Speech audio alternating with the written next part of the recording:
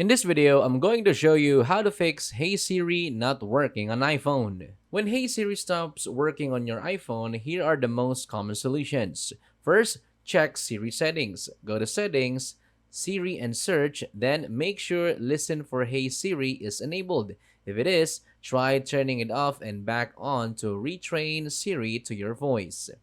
Then, you can check for external factors.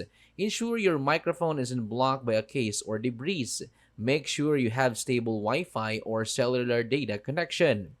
Also, disconnect any connected Bluetooth devices as they may be intercepting the command. Also, you can turn off low power mode in settings, then click battery. Also, you can restart your iPhone. A simple restart can often fix minor software glitches. And lastly, update iOS. Go to Settings, General, then Software Update to check for and install the latest version of iOS. And that's it. That's how to fix Hey Siri not working on iPhone.